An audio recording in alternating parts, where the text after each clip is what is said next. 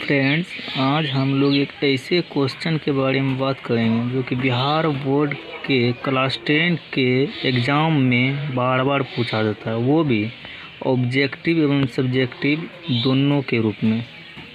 देखिए, वो सवाल है, यदि द्विघात समीकरण के मूलों का योग 5 एवं मूलों का गुणनफल -6 हो तो द्विघात समीकरण ज्ञात करें।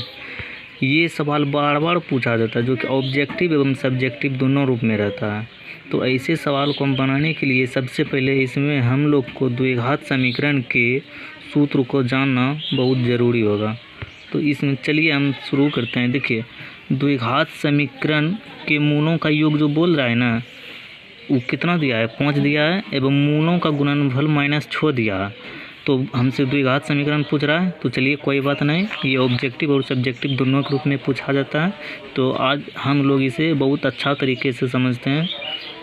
चलिए, इसमें सबसे पहले लिख दीजिए। देखिए, लिखल है, यहाँ सवाल में लिखल है मूलों का योग 5 है, तो हम यहाँ लिख देते हैं। लिख दीजिए, मूलों का योग कितना दिया है, 5 दिया है, लिख दीजिए।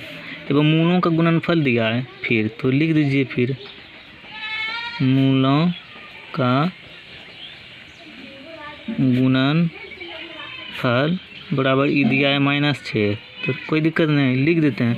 देखो, ये जो है ना मूलों का योग, मूलों के योग को हम लोग अल्फ़ा और प्लस बीटा से सूचित करते हैं। ठीक, अल्फ़ा प्लस बीटा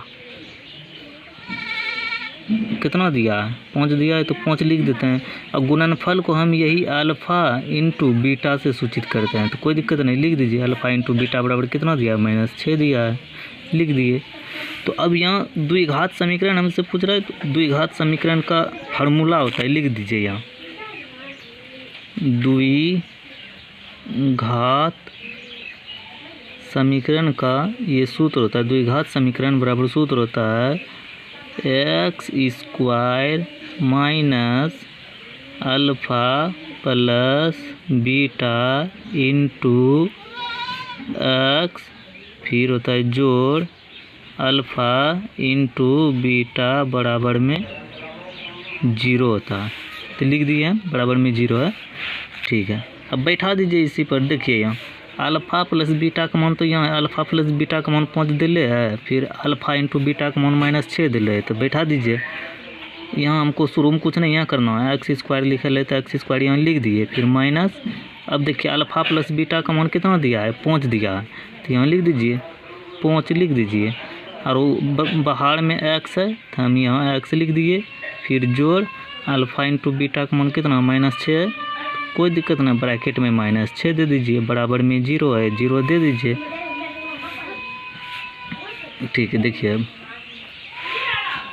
ये हो गया, x² हो गया माइनस 5x हो गया, काहे कि माइनस आप गुना प्लस करेंगे तो माइनस हो गया 5x, फिर देखिए प्लस गुना माइनस, तो यहाँ होगा माइनस, होगा ना 6 बराबर में 0, यानी कि मेरा मूल आंसर क्या हो गया, x² माइनस 5x माइनस 6 बराबर 0।